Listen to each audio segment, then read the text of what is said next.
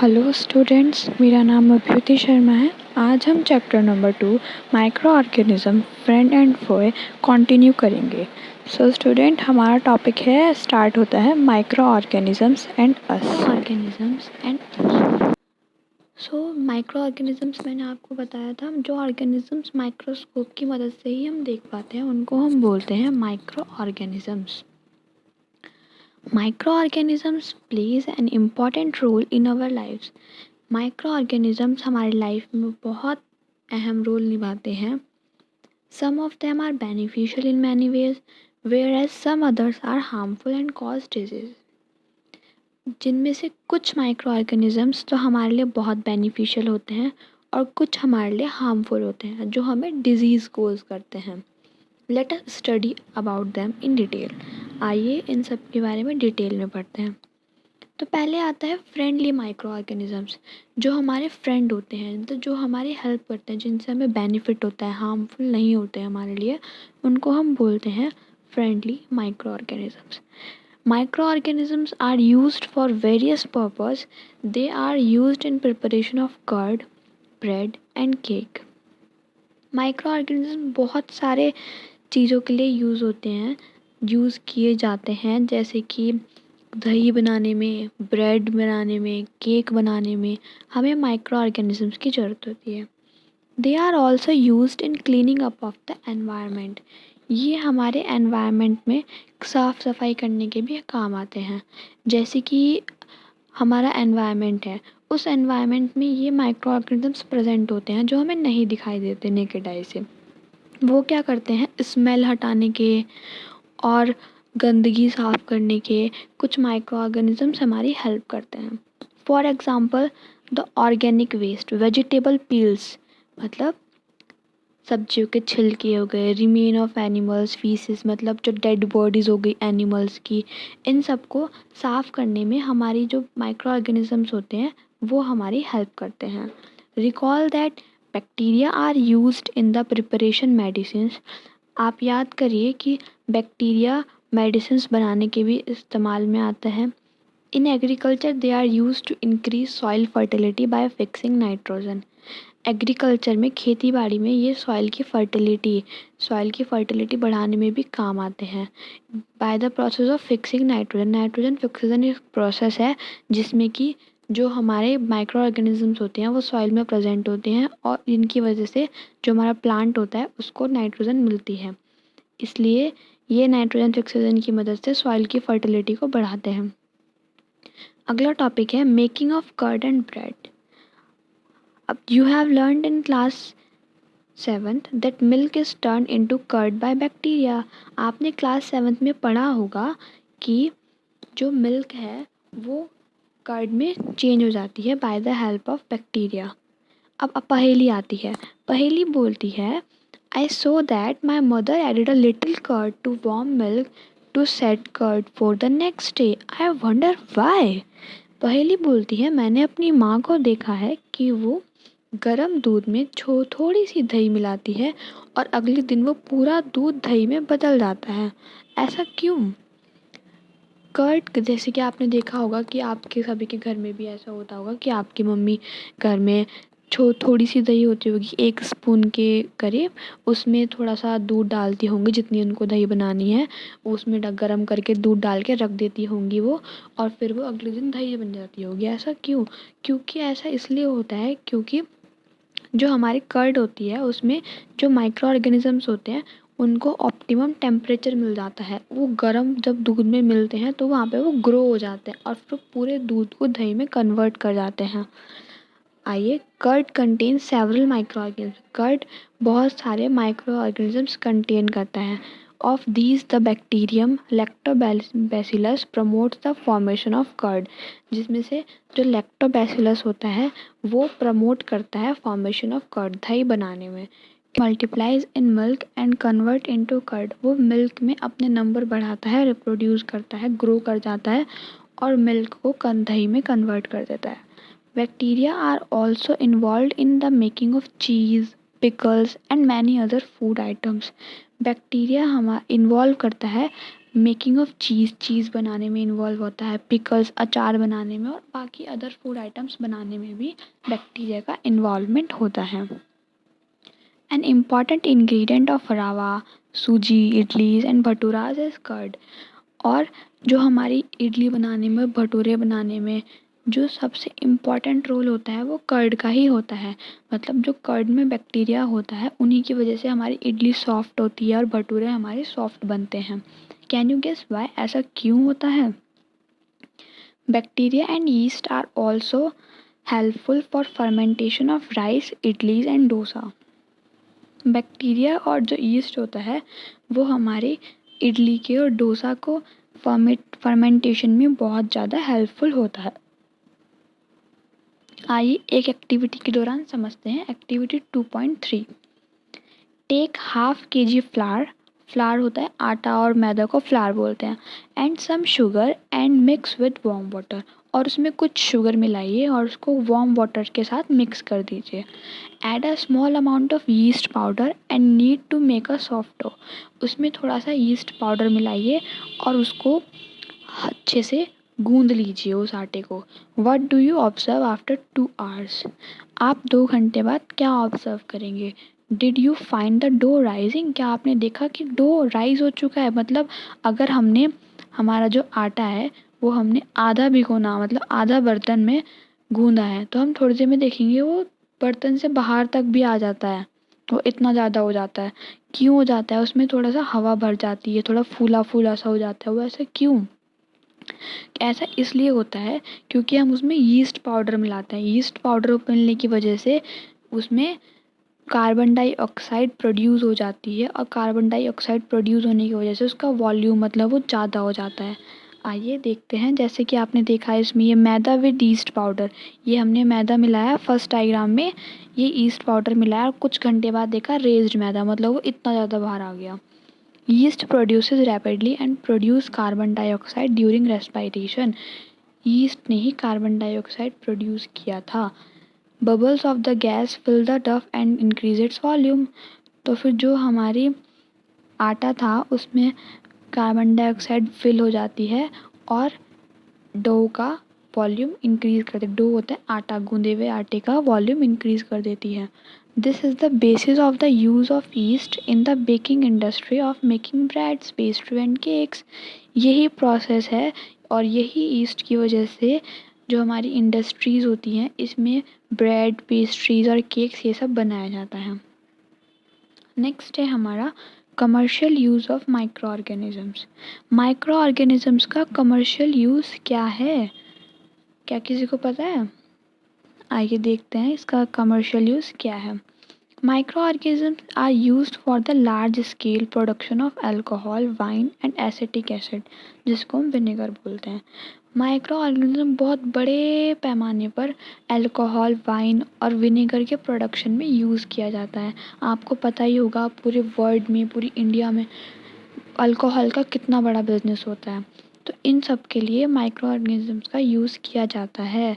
Yeast is used for commercial production of alcohol and wine. Yeast use की जाती है इनके प्रोडक्शन के लिए, अल्कोहल और वाइन के लिए।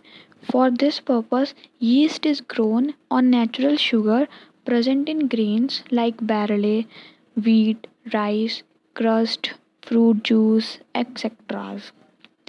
इन सब को ग्रो करने के लिए, जैसे कि आप देखिए जो हमारी व्हीट, राइस ये सब होते हैं और क्रस्ट जूस होते हैं, इन सब में ऑलरेडी नेचुरल शुगर प्रेजेंट होता है, तो फिर फर्मेंटेशन होने के बाद ये सब अपने अल्कोहल में कन्वर्ट हो जाते हैं। नेक्स्ट हमारी activity 2.4, take a 500 ml beaker filled up to 3/4 with water. 500 ml का बीकर लीजिए, उसमें 3/4 पानी मिला दीजिए। डिज़ोल्व 2-3 स्पून्स ऑफ शुगर, उसमें 2 से 3 चम्मच sugar मिलाइए।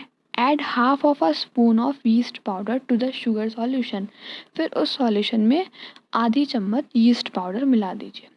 Keep it covered in a warm place for 4 to 5 hour, उसमें उसको किसी गर्म जगह पर या फिर धूप में 4 से 5 घंटे के बाद रख दीजिए। 4 से 5 घंटे के बाद नाउ स्मेल द सॉल्यूशन, आप उसकी सॉल्यूशन की स्मेल कीजिए। Can you get a smell? क्या आपको कोई स्मेल आई? तो हमें अल्कोहल की स्मेल आएगी, क्योंकि यीस्ट जब फर्मेंट करता है तो वो बाय प्रोडक्ट बनाता है, और बाय प्रोडक्ट क्या होता है? अल्कोहल होता है। तो जब अल्कोहल बनेगा यीस्ट का, क्योंकि शुगर को उसने as a food material use किया है और डिवाइड किया, और इसी प्रोसेस में अल्कोहल का फॉर्मेशन हुआ है, तो हम कहेंगे शुगर को फर्मेंट करके। तो ये शुगर तो हमने आर्टिफिशियल मेथड से प्रोवाइड की है, जो हमारे फूड मटेरियल होते हैं जैसे राइस, बार्ले, ग्रेप्स, इनमें नेचुरली शुगर होती है। तो जब हम इन फ्रूट्स को फर्मेंट करते हैं तो इन्हीं का शुगर यूज़ करता है यीस्ट, और बदले में हमको अल्कोहल देता है, इसलिए हमें अल्कोहल की स्मेल आती है। जब अल्कोहल देगा तो अल्कोहल की ही स्मेल आएगी ना। So this is the smell of alcohol as sugar has been converted into alcohol by yeast. तो जो शुगर होती है वो यीस्ट की मदद से अल्कोहल में कन्वर्ट हो जाती है, और इसी प्रोसेस को, शुगर का कन्वर्ट होना अल्कोहल में, इसी प्रोसेस को फर्मेंटेशन कहते हैं। This process of conversion of sugar into alcohol is known as fermentation. अब देखते हैं medicinal use of micro organisms. Micro organisms किस तरह मेडिसिन्स, दवाइयों में काम आते हैं। Whenever you fall ill, the doctor may give you some antibiotics, tablets, capsules और injection such as of penicillin. जब भी आप कभी बीमार हो जाते हैं और डॉक्टर के पास जाते हैं तो वो आपको कुछ एंटीबायोटिक टैबलेट्स या इंजेक्शंस वगैरह देता है, जैसे कि penicillin. Okay, the source of these medicine is micro organisms. और ये जितनी भी एंटीबायोटिक्स होती हैं ये हमें सारी माइक्रो ऑर्गेनिजम्स से मिलती हैं। These medicine kill or stop the growth of the disease causing micro organisms. Such medicine are called antibiotics. ये मेडिसिन क्या करती हैं? जो हमारे अंदर माइक्रो ऑर्गेनिजम्स होता है, जो हमें डिजीज़ कॉज कर रहा होता है, उसको किल करती हैं और स्टॉप करती है, उनके अगेंस्ट फाइट करती हैं। इन्हीं दवाइयों को बोलते हैं एंटीबायोटिक्स, जो हमारे अंदर जाके हमारे डिजीज़ कॉजिंग माइक्रो ऑर्गेनिजम्स को किल करती हैं, स्टॉप करती हैं, फाइट करती हैं उनके अगेंस्ट, उनको बोलते हैं antibiotics. These days, a number of antibiotics are being produced from bacteria and fungi, जैसे streptomycin, tetracycline and erythromycin are some of the commonly known antibiotics which are made from fungi and bacteria. ये जो कुछ हैं streptomycin, टेट्रासिलिन and erythromycin, ये कुछ antibiotics है common, जो आजकल फंजाई और बैक्टीरिया से बनाई जाती है और जिनका कॉमनली यूज़ होता है। The antibiotics are manufactured by growing specific microorganisms and used to cure a variety of disease. जो एंटीबायोटिक्स होती हैं वो स्पेसिफिक मतलब हर किसी डिजीज़ की अलग अलग माइक्रो ऑर्गेनिजम्स के अकॉर्डिंग उनको बनाया जाता है, और वो अलग अलग डिजीज़ के अगेंस्ट फाइट करती हैं। Antibiotics are even mixed with the feed of livestock and poultry to check microbial infection in animals. जो एंटीबायोटिक्स हैं वो मुर्गियों के दाने में जो उनको खिलाते हैं ना, उसमें भी मिलाई जाती है, ताकि उनको भी कुछ नुकसान ना हो और उनके अंदर जो डिजीज़ हो उनको भी हम हटा सकें। They are also use to control many plant disease. वो एंटीबायोटिक्स काफ़ी प्लांट की डिजीज़ को कंट्रोल करने में भी हमारी हेल्प करती है। अब बहुत इम्पॉर्टेंट बात ये आती है, it is important to remember that antibiotics should be taken only on the advice of a qualified doctor. ये बहुत ज़रूरी है इस बात को याद रखना कि हमें जो भी एंटीबायोटिक्स, सिर्फ एंटीबायोटिक्स नहीं, एंटी एलर्जिक या जितनी भी दवाइयाँ हैं, हमें वो बिना किसी डॉक्टर के, क्वालिफाइड डॉक्टर के एडवाइस के बिना नहीं लेनी चाहिए। इस बात को हमेशा ध्यान रखना। Also you must complete the course prescribe by the doctor. और आपको जो डॉक्टर ने कोर्स दिया है, जैसे आपको डॉक्टर ने 3 दिन की दवाई दी है कि आपको 3 दिन में ये दवाई खानी है, तो वो आपको पूरा कंप्लीट करना चाहिए। ऐसा नहीं कि 3 दिन की दवाई दी है तो आपने 2 दिन खाई, 1 दिन छोड़ दी, या फिर 3 दिन की दवाई 2 दिन में ही खा ली, ऐसा भी नहीं। जैसा आपको डॉक्टर बताए वैसा ही आपको करना चाहिए। If you take antibiotics when not needed or in wrong dose, it may make the drug less effective when you might need it in future. अगर आप बिना किसी ज़रूरत के कोई गलत दवाई ले लेते हैं या एंटीबायोटिक ले लेते हैं तो वो आपको फ्यूचर में जाके बहुत हार्म करती है. Also antibiotics taken unnecessary may kill the beneficial bacteria in the body. अगर हम एंटीबायोटिक्स को बिना किसी ज़रूरत के ले लेंगे तो जो हमारी बॉडी में बेनिफिशियल जो हमारे काम के बैक्टीरिया होते हैं वो उनको भी किल कर सकती है. जब उसको कोई ऐसा बैक्टीरिया मिलेगा ही नहीं जिसको उसको किल करना है तो फिर उसको जो दिखेगा वो उसको ही किल कर देगी. जो बैक्टीरिया हमारी बॉडी में हमें हेल्प कर रहा होगा वो उसको ही किल कर देगी, है ना. जब उसको कुछ ऐसा दिखेगा ही नहीं कि जो हमें हार्म कर रहा होगा तो वो काम कर रहा जो हमारे लिए काम कर रहा होगा उसको किल करेगी. उसका काम है किसी को किल करना तो वो किसी ना किसी को तो किल करेगी, है ना. तो इसलिए बिना किसी वजह के भी हमें कोई भी एंटीबायोटिक्स नहीं लेनी चाहिए. Antibiotics, however, are not effective against cold and flu as these are caused by viruses. Antibiotic cold flu इन सब के अगेंस्ट इफ़ेक्ट नहीं दिखाती है क्योंकि ये वायरस के थ्रू होता है हमें. और ये वायरस जो हमारा कोल्ड होता है जनरली हमें इसकी दवाई नहीं लेनी चाहिए क्योंकि इसका टाइम पीरियड होता है 1 हफ्ते के अंदर अंदर अपने आप ठीक हो जाता है. ओके. अब आता है हमारा टॉपिक वैक्सीन. सो वैक्सीन क्या होता है. देखो बच्चों, आपने सुना होगा ना कि छोटे छोटे बच्चों का वैक्सीनेशन होता है. बोलता है ना कि वैक्सीनेशन हो गया, इसका मतलब टीकाकरण हो गया या टीकाकरण करा दो, उसी को बोलते हैं वैक्सीनेशन. तो पहली पूछती है कि बच्चों का वैक्सीनेशन क्यों दी जाती है, वैक्सीनेशन क्यों होता है बच्चों का. When a disease-carrying microbe enter our body, the body produces antibodies to fight the invader. जब हमारी बॉडी में कोई ऐसा माइक्रो ऑर्गेनिजम्स एंटर कर जाता है जो हमें डिजीज़ कॉज करेगा तो हमारी बॉडी नेचुरली बिना हमें बताए या बिना हमें पता लगे एंटीबॉडीज़ को प्रोड्यूस करती है उस माइक्रो ऑर्गेनिजम्स के अगेंस्ट फाइट करने के लिए, उससे लड़ने के लिए कि नहीं तुम मेरी बॉडी को डिजीज़ कॉज नहीं कर सकते. वो उसको किल करती है, उससे फाइट करती है. उसको हम सोल्जर भी बोलते हैं. जो हमारी इंडिया के सोल्जर्स हैं ना, सिपाही हैं, वो हमारी रक्षा करते हैं, हमारे लिए लड़ते हैं कि बाहर के लोग हमारे देश में एंटर ना कर सके. इसी तरह कि हमारी बॉडी में कि बाहर के प्राणी, बाहर के माइक्रो ऑर्गेनिजम्स एंटर ना कर सके, इसलिए हमारी एंटीबॉडीज़ उनके अगेंस्ट फाइट करती है और हमारी बॉडी खुद ब खुद ऐसे एंटीबॉडीज़ को प्रोड्यूस कर देती है कि जो उनके अगेंस्ट फाइट कर सके. The body also remembers how to fight the microbe if it enter again. और बॉडी फिर उस लड़ाई को जो उसने पहले किसी माइक्रो ऑर्गेनिजम्स के साथ की है उस लड़ाई को याद रखते हैं कि कैसे उसको फाइट करना है, कौन सा एंटीबॉडी प्रोड्यूस करना है, कैसे एंटीबॉडी बनानी है, उन सबको याद रखती है ना. अब जैसे मान लीजिए आपकी किसी के साथ लड़ाई हो गई, ठीक है, वो आपके देश में घुसा है. मान लीजिए आप हमारे इंडिया के सिपाही हैं, एज्यूम कर लीजिए, और हम सब लोग सिपाही तो हैं, है ना. तो फिर वो हमारे देश में घुसा है तो आपको पता है कि इसकी कमज़ोरी है, ये गन से हम इसको उड़ा देंगे, ये गन का सामना नहीं कर सकता, इसको सामने वाले को गन चलानी नहीं आती. तो हमें अगली बार याद रहेगा जब वो अगली बार दोबारा आएगा कि हाँ ठीक है, अगर हम इसको गन दिखाएंगे, गन चलाएंगे तो ये भाग जाएगा अपने आप, है ना. तो यही प्रोसेस सेम हमारी बॉडी करती है. जो हम उसे याद रहता है कि हम कैसे एंटीबॉडी, कौन से एंटीबॉडी प्रोड्यूस करनी है, वो याद रखता है. हमारी सेल्स की भी मेमोरी होती हैं. Okay.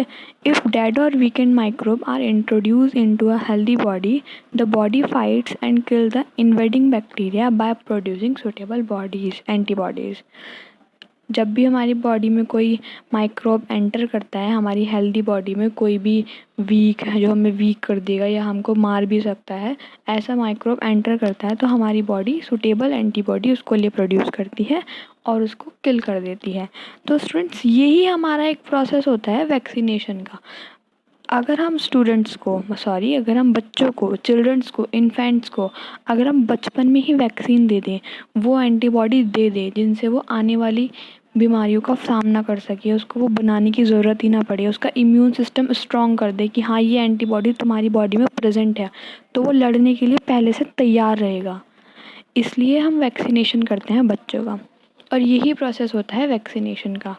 The antibodies remain in the body and we are protected from the disease causing microbe for ever.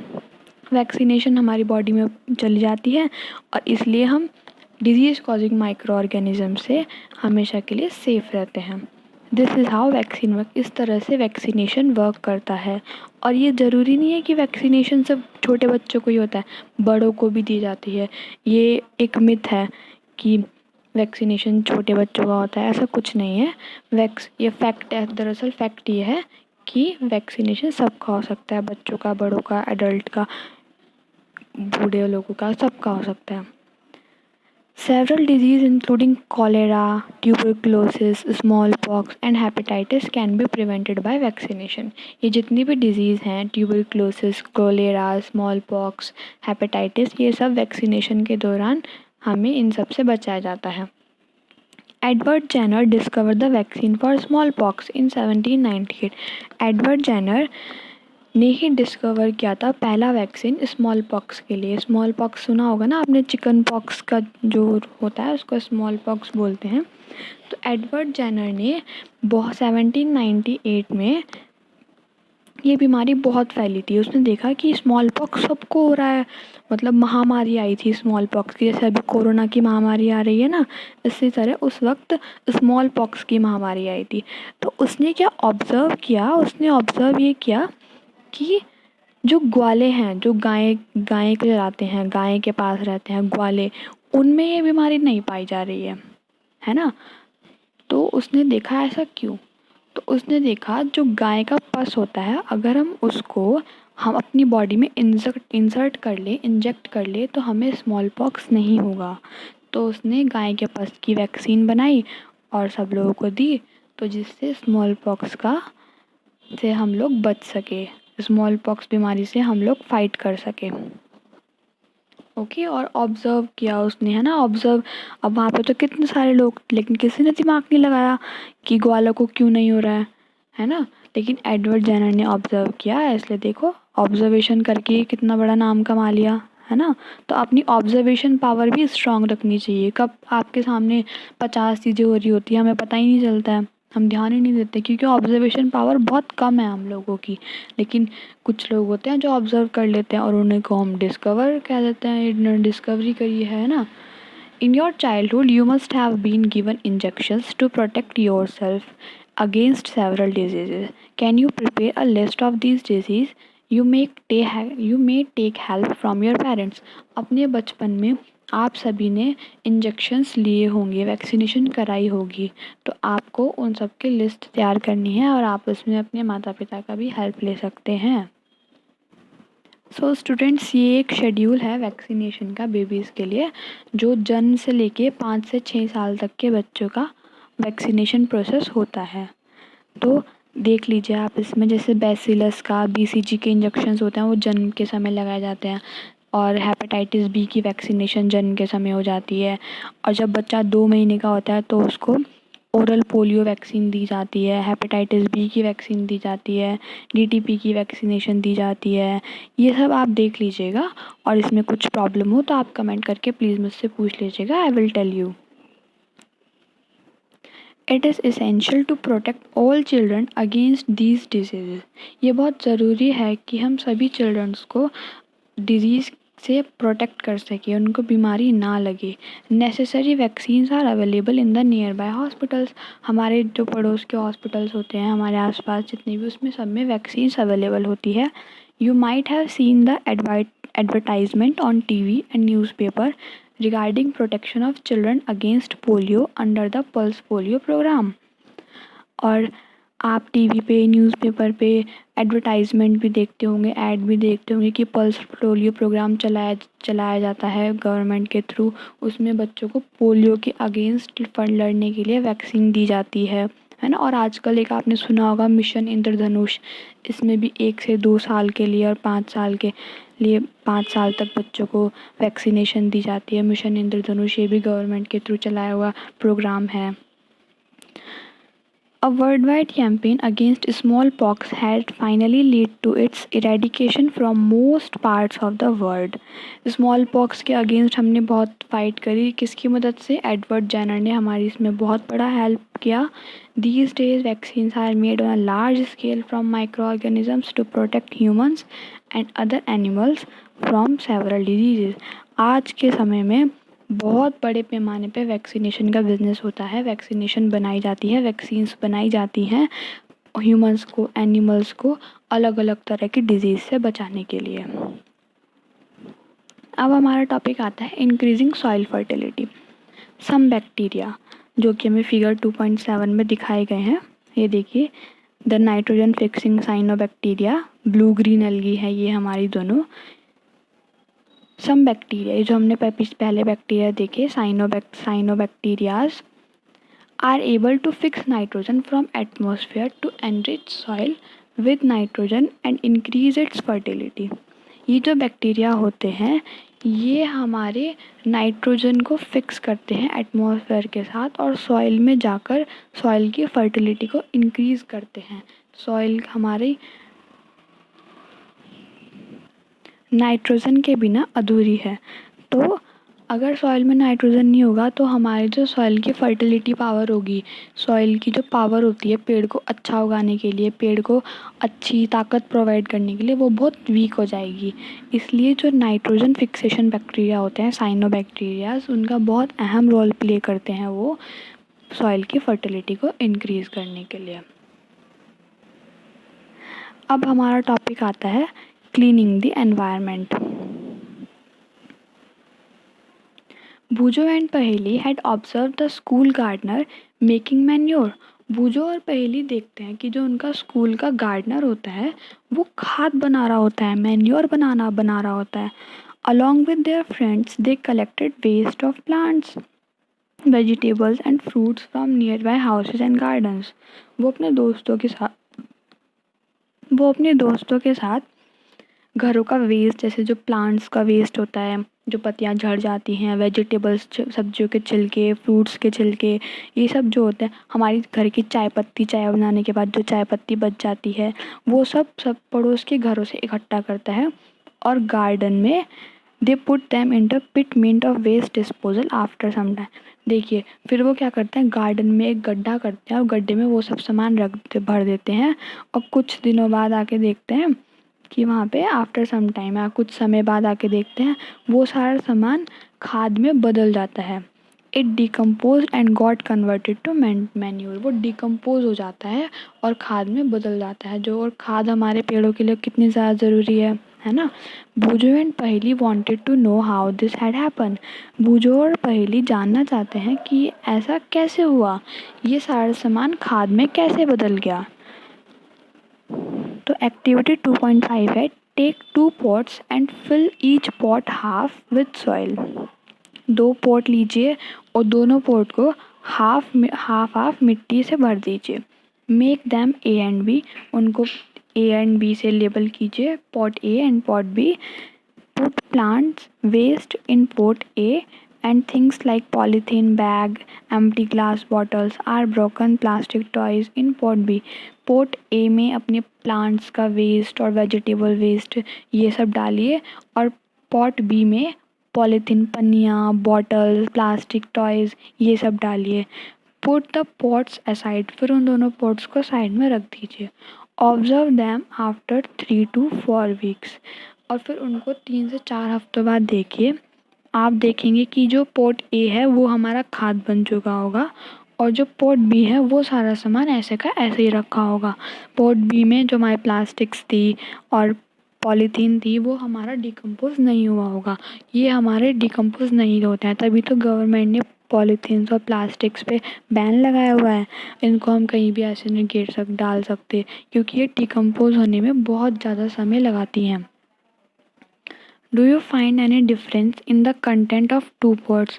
If so, what is the difference? You will find that plant waste in pot A has been decomposed. आप देखेंगे कि plant A का जो pot ए में जो हमने डाला था वो सब डिकम्पोज हो चुका है और पॉट बी का नहीं हुआ. हाउ डिड दिस हैपन, ये कैसे हुआ? The plant waste has been converted into manure by the action of microbes. जो प्लांट का वेस्ट था हमारा पोर्ट ए में, वो खाद में बदल जाता है। किसकी मदद से? माइक्रो ऑर्गेनिजम्स की वजह से।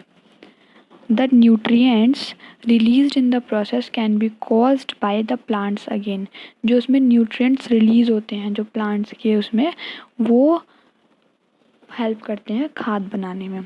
Did you notice that in port B the polythene bags, empty glasses, bottles or broken toys did not undergo such any changes? उसमें कोई भी change नहीं होता है, वो as it is रहता है। The microbes could not act on them and convert them into manure। तो जो माइक्रो ऑर्गेनिजम्स होते हैं वो हमारी पन्नी पे, प्लास्टिक्स पे एक्ट नहीं कर पाते हैं, वो इसलिए इस वजह से वो खाद में कन्वर्ट नहीं होते हैं। You often see large amount of dead organic matters in the form of decaying plants and sometimes dead animals on the ground। तो आपने देखा होगा कि कई बार ज़मीन पर, ग्राउंड पे जो हमारे डेड एनिमल्स होते हैं और पतझड़ के मौसम में जो हमारे प्लांट्स की पत्तियाँ होती हैं वो नीचे पड़ी होती हैं, लेकिन हम कुछ दिनों बाद देखते हैं you find that they disappear after some time. वो कुछ दिन बाद गायब हो जाती हैं। This is because the micro organisms decompose dead organic waste of plants and animals converting them into simple substances. अब हमें पता लग गया वो ऐसा क्यों होता है। वो हमारे माइक्रो ऑर्गेनिजम्स, बैक्टीरिया, फंजाई जो होते हैं वो उन सबको डिकम्पोज कर देते हैं, सड़ा गला देते हैं और फिर उसके बाद वो वापस से मिट्टी में मिल जाते हैं। और वापस से मिट्टी में मिलने के बाद वो उसको एज अ मैन्योर यूज़ करते हैं अपने प्लांट्स की ग्रोथ को अच्छा करने के लिए, उसको खाद बना देते हैं वापस से। These substances are again used by other plants and animals। फिर वो जो सब्सटेंस जो सड़ा गला होता है वो दोबारा से प्लांट्स और एनिमल्स उसको रीयूज़ कर लेते हैं। The microorganisms can be used to degrade the harmful and smelly substance and therefore clean up the environment। इस तरीके से जो माइक्रो ऑर्गेनिजम्स होते हैं वो हमारे एनवायरनमेंट को क्लीन करते हैं। अब आता है हमारा हार्मफुल माइक्रो ऑर्गेनिजम्स। तो स्टूडेंट्स अभी हमने क्या पढ़ा? Friendly micro organisms. जो माइक्रो ऑर्गेनिजम्स हमारे फ्रेंड होते हैं, हमारी हेल्प करते हैं, जैसे कर्ड बनाने में, ब्रेड बनाने में, खाद बनाने में, है ना, जो और हमारे अंदर एंटीबॉडीज़ प्रोड्यूस करने में, वो सब माइक्रो ऑर्गेनिजम्स हम होते हैं हमारे फ्रेंडली। अब पढ़ते हैं हार्मफुल माइक्रो ऑर्गेनिजम्स।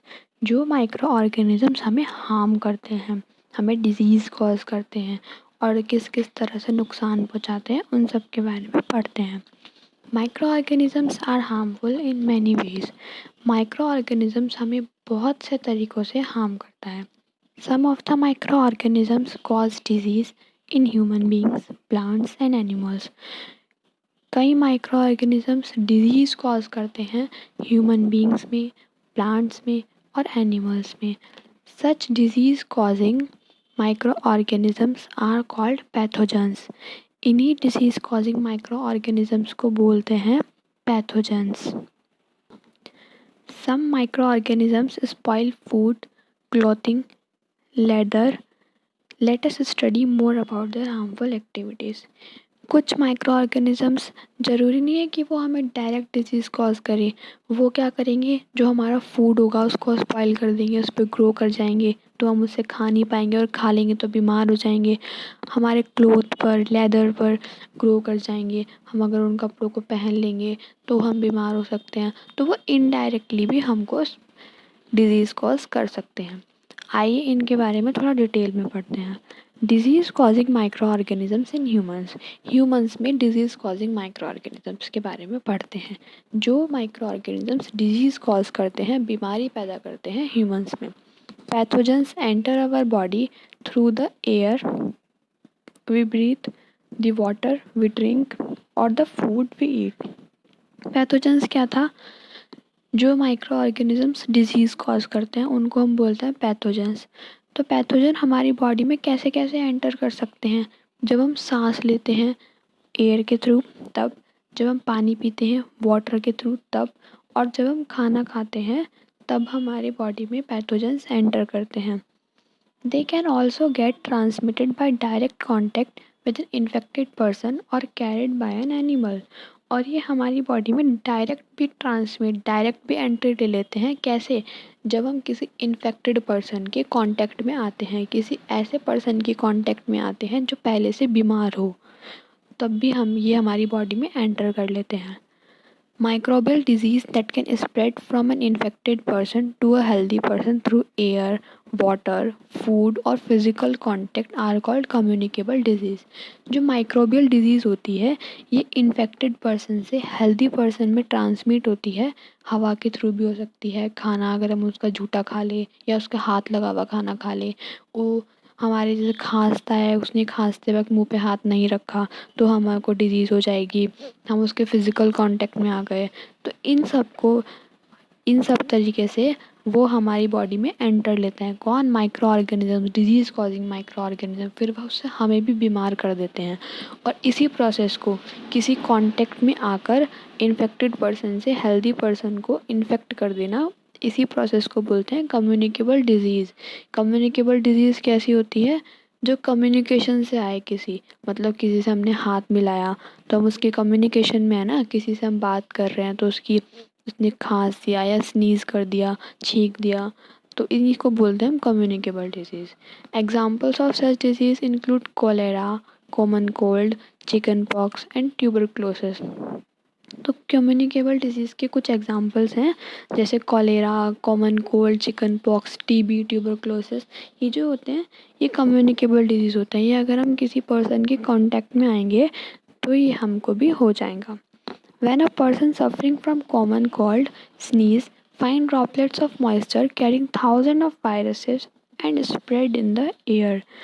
तो अगर कोई पर्सन है, उसको कॉमन कोल्ड है, उसको जुकाम हो रखा है, वो छींकता है, तो जब वो छींकता है तो जो उसके ड्रॉपलेट्स होते हैं उसकी छींक के वो मॉइस्चर कैरी करते हैं और उसकी एक छींक से कई सारे थाउजेंड्स ऑफ ड्रॉपलेट्स बाहर आते हैं और जो कि हवा में फैल जाते हैं। और हवा में फैलने की वजह से, जैसे हम उसके बगल में हैं या फिर जहाँ तक उसकी छींक जा सकती है हम वहाँ उतने एरिया में हैं, तो वो जुकाम हमें भी हो जाएगा। इसी तरीके से कॉमन कोल्ड फैलता है। द वायरस में enter the body of a healthy person while breathing and causing infection. इस तरीके से जो वायरस होते हैं, माइक्रो ऑर्गेनिजम्स होते हैं, वो हमारी बॉडी में एंटर कर जाते हैं। जैसे किसी ने छींका, जैसे मान लीजिए कोई लेडी है, उसको जुकाम हो रखा है, उसने छींका, हम उसके सामने खड़े उससे बात कर रहे थे, उसने ना तो कुछ रुमाल मुंह पे रखा या ना कोई प्रिकॉशन लिया, उसने तो उसको हमारे मुंह पे नहीं छींका, उसने उसके जो ड्रॉपलेट्स थे छींक के वो हवा में आए, हवा हमने ब्रीथ करी तो हमको भी जुकाम हो गया। फिर हमने कल किसी के साथ हाथ मिलाया, उसको भी जुकाम हो गया। तो इस तरीके से कम्युनिकेबल डिजीज़ फैलता है। नाउ बूझो बोलता है, then how do you prevent the spread of communicable disease. तो हम कैसे कम्युनिकेबल डिजीज़ से बच सकते हैं? पहेली बोलती है, we should keep a handkerchief on the nose and mouth while sneezing. It's better to keep a distance from infected person. इसलिए अगर हमें जुकाम है तो हमें अपने मुंह पर, नाक पर हमेशा कोई कपड़ा या फिर रुमाल रखना चाहिए और इन्फेक्टेड पर्सन से डिस्टेंस मेंटेन करना चाहिए, हमें उनसे दूरी बनाकर रखना चाहिए। There are some insects and animals which act as carrier of disease causing microorganisms। बहुत सारे इंसेक्ट और एनिमल्स हैं जो कैरियर के थ्रू, जो मतलब हमारे तक बीमारी लेकर आते हैं, इधर से उधर बीमारियां फैलाते हैं। ऐसे बहुत सारे इंसेक्ट और एनिमल्स हैं। Housefly is such one carrier. Housefly इसका एक सबसे अच्छा एग्जाम्पल है और कॉमन एग्जाम्पल है जो बीमारी इधर से उधर फैलाता है। The flies sit on animals का वेस्ट होता है, काउ डंग वगैरह, इन सब पे बैठ जाते हैं और and pathogens stick to their bodies, और उनकी बॉडी पे पैथोजेंस स्टिक हो जाते हैं, वो चिपका लेते हैं अपनी बॉडी पे। When these flies sit on uncovered food they may transfer the pathogens. और फिर जब वही फ्लाइज किसी अनढके फूड पे, मतलब ढके हुए फूड पर अनढके हुए मतलब बिना ढके हुए फूड पर बैठ जाती है, तो वहाँ पे वो पैथोजन को छोड़ देती है। और Whoever eats the contaminated food is likely to get sick। और जो भी उस खाने को खाएगा वो बीमार हो जाता है। अब कॉमन सी बात है, जब हम किसी पैथोजन को खुद ही खा लेंगे, कहेंगे कि आओ पैथोजन हमारी बॉडी में आओ, हमें बीमार करो, है ना? तो यही बात हो गई। तो इसलिए हमें कभी भी अनकवर्ड फूड नहीं खाना चाहिए। So it is advisable to always keep food covered. ये आपके लिए बहुत अच्छी एडवाइस है कि आप हमेशा ढका हुआ फूड ही खाएं। Avoid consuming uncovered items of food. और बिना ढके हुए फूड को कंज्यूम करने से, खाने से अवॉइड करें। Another example of carrier is the female anopheles mosquito which carries the parasite of malaria. एक और एग्जाम्पल है एनाफिलीज मॉस्किटो का। ये मलेरिया को कैरी करता है, पैरासाइट ऑफ मलेरिया। तो हमें कोशिश करनी चाहिए कि हमारे आसपास मलेरिया के मच्छर, डेंगू का मच्छर, फीमेल एडीज़ मॉस्किटो। अब 2 क्वेश्चन एक और हमें बहुत इंपॉर्टेंट चीज़ पता लगी कि हमें मलेरिया होता है फीमेल एनाफिलीज मॉस्किटो से और डेंगू होता है फीमेल एडीज़ मॉस्किटो से। तो हमें कोशिश करनी चाहिए कि हमारे आसपास मच्छर ना हो, मच्छर कम से कम पनपे। How can we control the spread of malaria और डेंगू? हम अपने आसपास डेंगू और मलेरिया को फैलने से कैसे रोक सकते हैं? हम ऐसे रोक सकते हैं, हम ढका हुआ फूड खाएं, है ना? अपने आसपास मच्छरों को ना घूमने दें जहाँ पे ज़्यादा गंदगी हो, क्योंकि मच्छर गंदगी में ही पनपते हैं और वहीं पे ब्रीड करते हैं। जहाँ ज़्यादा पानी इकट्ठा ना होने दें अपने घर में। इस तरह से हम डेंगू और मलेरिया के मच्छरों को अपने आसपास फैलने से रोक सकते हैं। Why does the teacher keep telling us not to let water collect anywhere in the neighborhood? पहेली कहती है कि टीचर हमेशा बताती है कि हमें अपने आसपास पानी इकट्ठा नहीं होने देना चाहिए, होने देना चाहिए ज़्यादा दिन तक के लिए। All mosquitoes breed in water. क्योंकि जितने भी मॉस्किटोज हो ये खुले पानी में ब्रीड करते हैं। Hence, one should not let water collect anywhere in coolers, tires, flower pot, etc. इसलिए हमें कहीं भी अपने कूलर में, फ्लावर पॉट में, कहीं भी पानी इकट्ठा होने देना नहीं चाहिए। क्योंकि वहाँ पे मच्छर ब्रीड करेंगे, मच्छर ब्रीड होंगे तो मच्छर ज़्यादा हो जाएंगे, मच्छर बढ़ेंगे तो हमें काटेंगे, है ना? By keeping the surrounding clean and dry we can prevent mosquitoes from breeding. अपने आसपास के वातावरण को हमें साफ रखना चाहिए, पानी बार बार बदलते रहना चाहिए, पानी इकट्ठा नहीं होने देना चाहिए। इस तरह से हम मॉस्किटोज़ को अपने ऊपर हावी होने से बच सकते हैं। Try to make a list of major which help to avoid the spread of malaria. एक ऐसी लिस्ट तैयार कीजिए जिससे हम मलेरिया को फैलने से रोक सकते हैं। हम कैसे कैसे मलेरिया को फैलने से रोक सकते हैं? जैसे कि हम अपने आसपास पानी इकट्ठा ना होने दें, हम कुछ ऐसे केमिकल्स अपनी बॉडी पे लगाएं जिससे मच्छर हमें ना काटे, हम गंदगी ना फैलाएं, हम ढका हुआ खाना ही खाएं, अनकवर्ड फूड हम ना लें। तो ये सब 4-5 पॉइंट्स हैं जिनका हम ध्यान रखें तो हम मलेरिया होने से बच सकते हैं।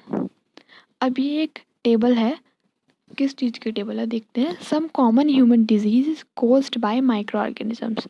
कुछ ह्यूमंस में होने वाली बीमारियां जो कि माइक्रो ऑर्गेनिजम्स के थ्रू होती है, उनकी लिस्ट है। पहली है ट्यूबरक्लोसिस। ट्यूबरक्लोसिस किसकी वजह से होता है? बैक्टीरिया की वजह से होता है। कैसे होता है? मोड ऑफ ट्रांसमिशन क्या है? ये एयर के थ्रू फैलता है, ये एयर में प्रेजेंट होता है। मीसलेस क्या होता है? ये वायरस से फैलता है और ये भी एयर में प्रेजेंट होता है। चिकन पॉक्स, ये भी वायरस से फैलता है। और मोड ऑफ ट्रांसमिशन क्या होता है इसका? ये एयर से फैलता है, एयर में प्रेजेंट होता है और हम किसी इन्फेक्टेड पर्सन की, जैसे चिकन पॉक्स हो रखा है उसके कांटेक्ट में आएंगे तो वहाँ से भी फैलता है। पोलियो भी एक वायरस से होता है और ये भी एयर से फैलता है और ये वाटर में प्रेजेंट होता है। अब इनका प्रिवेंटिव मेजर्स क्या है? इनसे हम कैसे बच सकते हैं? क्या क्या सावधानी रखनी चाहिए जिन ह्यूमन कोई बीमारी हो? कौन कौन सी? ट्यूबरक्लोसिस, मीसलिस, चिकन पॉक्स, पोलियो, ये सब।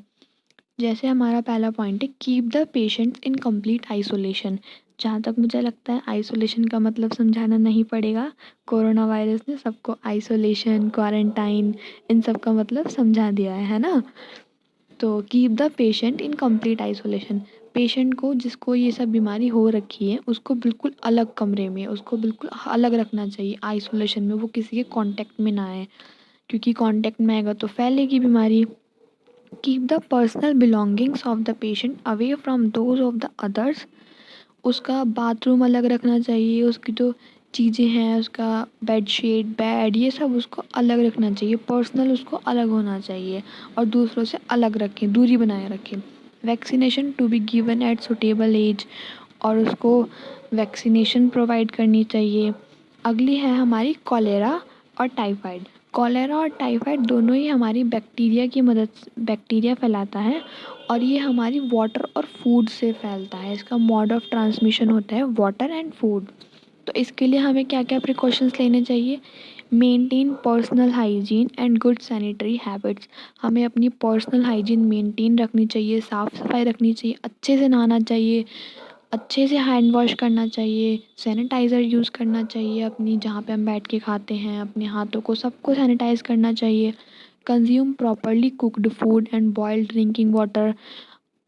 अच्छे से पका हुआ खाना और गर्म पानी, उबला हुआ पानी हमें पीना चाहिए और प्रॉपर वैक्सीनेशन का प्रोसेस करना चाहिए। अब आते हैं हेपेटाइटिस ए।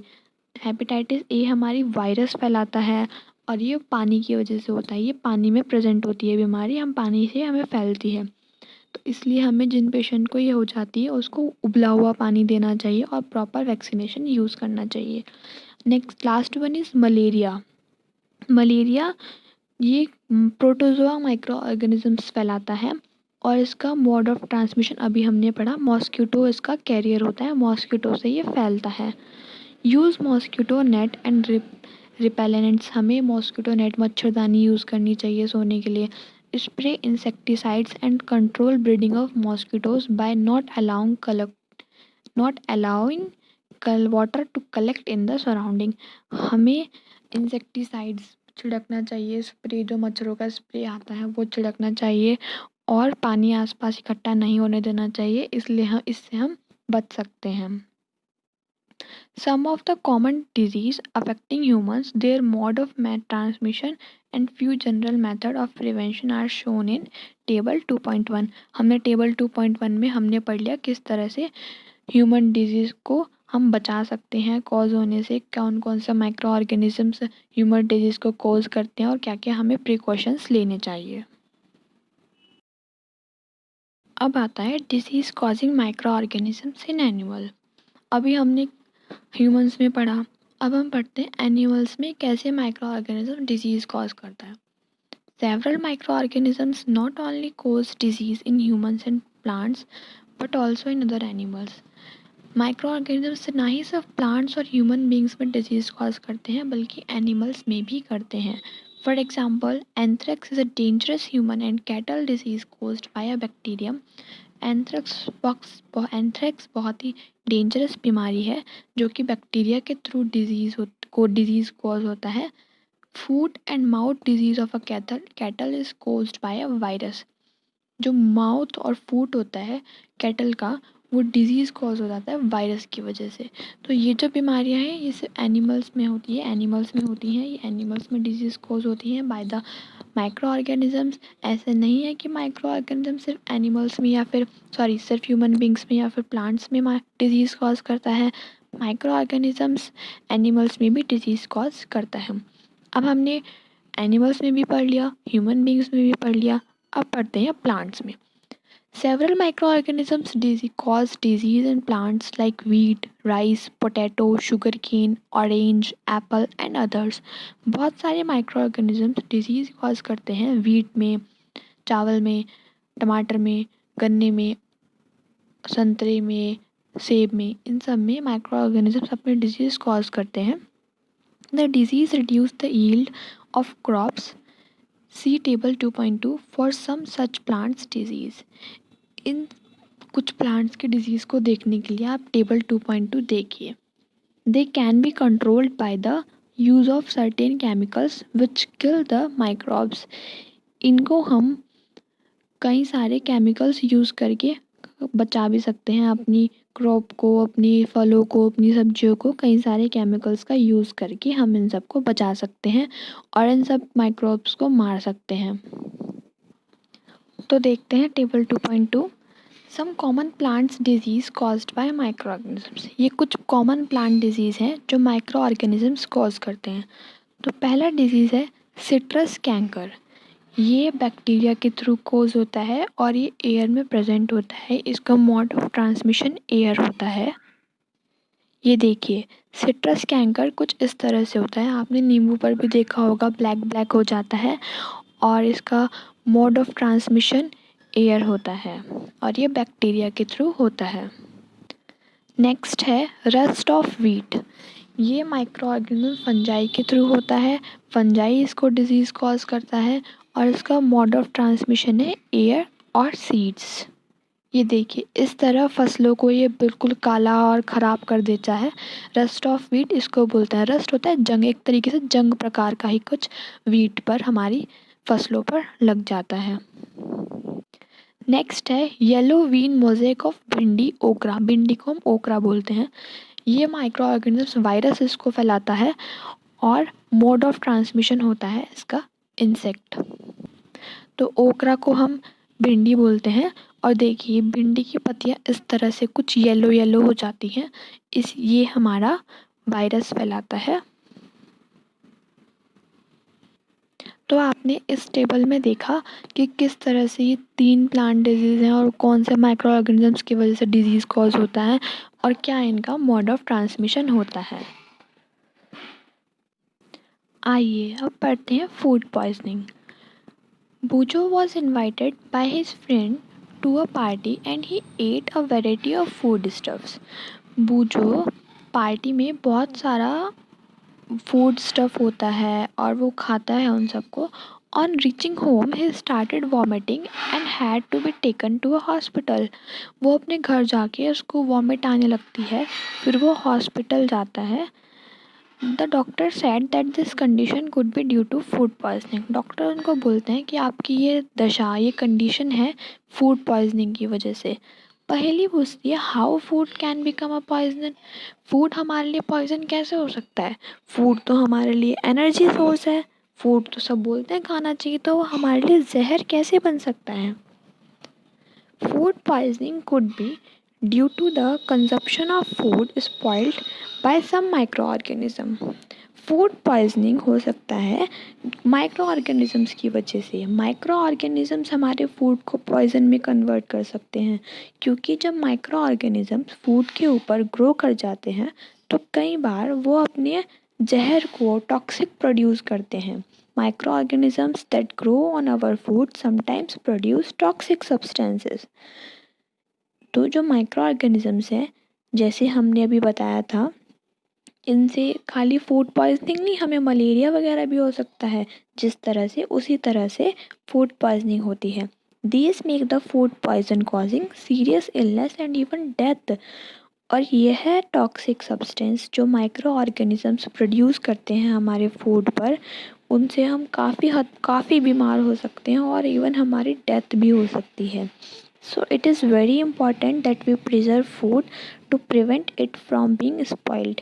तो ये बहुत ज़रूरी है कि हम अच्छा खाना खाएं और खाने में अच्छे केमिकल्स का यूज़ ना ही करें तो बेहतर है, और अगर करें तो बहुत कम करें, और हम बाहर का खाना कम खाएं, ढका हुआ खाना खाएं। ये बहुत ही इम्पॉर्टेंट होता है और यही तरीके हैं हम फूड पॉइजनिंग से बच सकते हैं। और कहीं बाहर जाकर तो आप ज़्यादा खाना मत खाएं। कुछ ज़्यादा बाहर का मतलब पेटीज़ होता है ना, कई बार बच्चे क्या करते हैं, भूख लगती है तो स्कूल की कैंटीन्स में पेटीज़ वगैरह खाते हैं, लंच नहीं लेके जाते, इसी से फूड पॉइजनिंग होती है। तो कोशिश ये करिए कि हो सके पॉसिबल तो अपना लंच ज़रूर लेके जाइए, बाहर से खाना अवॉइड करें। अब हमारा टॉपिक है food preservation. Food preservation is, हम फूड को कैसे प्रिजर्व करें, हम मतलब फूड को कैसे सेफ रखें, उसकी कैसे माइक्रो ऑर्गेनिज्म से कैसे अपने फूड को बचाएं। In chapter 1, we have learnt about the methods used to preserve and store food grains. Chapter 1 में हमने पढ़ा था कैसे खेती करें, कैसे उसकी कटाई करें और फिर उसको कैसे स्टोर करें। तो इस चैप्टर में हम उस फूड को जब हम किसी और फॉर्म में बदल देते हैं तो उसे स्टोर करने के लिए प्रिजर्वेशन एक प्रोसेस है, हमें उसे अपनाना पड़ता है ताकि हमारा फूड ख़राब ना हो। तो हमने पिछले चैप्टर में क्रॉप प्रोडक्शन एंड मैनेजमेंट में हमने पढ़ा था, है ना, कि कैसे खेती करें, कैसे कटाई करें और कैसे फूड हमारा बन गया। और उसके बाद बस हमने इतना ही पढ़ा था। तो इस चैप्टर में अब हम पढ़ेंगे कि उसको कैसे प्रिजर्व करें। How do we preserve cooked food at home. हम अपने होम में, अपने घर में पके हुए खाने को कैसे प्रिजर्व करें। तो वो तो हो गई अनाजों की बात। वो कुक्ड फूड नहीं था, उसको हमने सन रेज में, धूप में सुखा के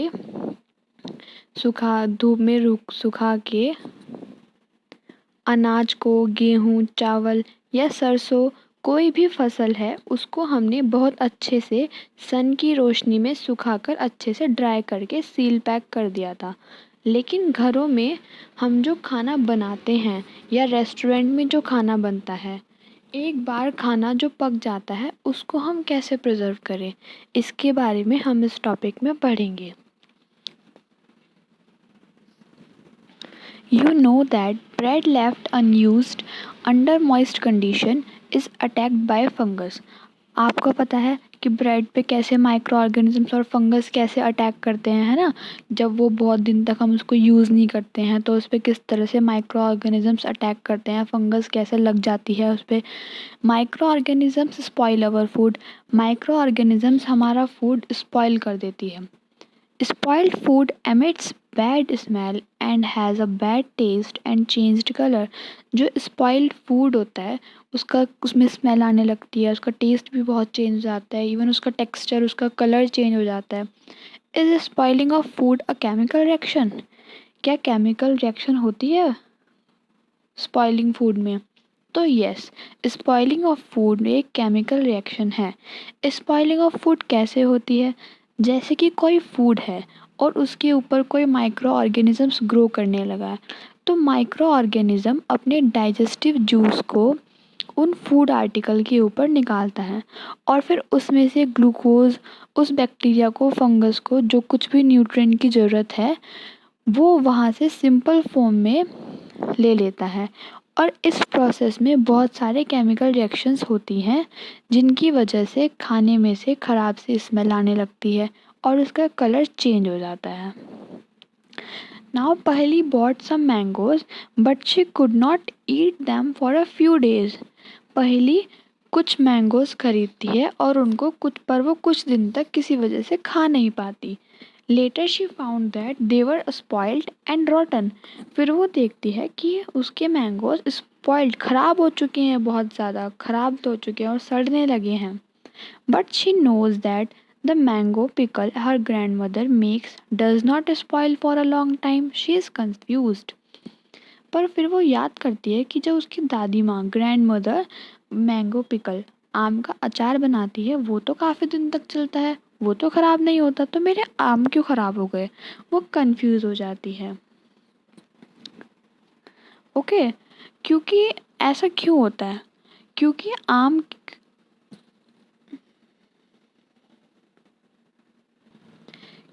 आम के अचार में हम बहुत सारे प्रिजर्वेटिव का यूज़ करते हैं, जैसे हल्दी हो गया, सॉल्ट, नमक हो गया और सबसे ज़्यादा सरसों के तेल का।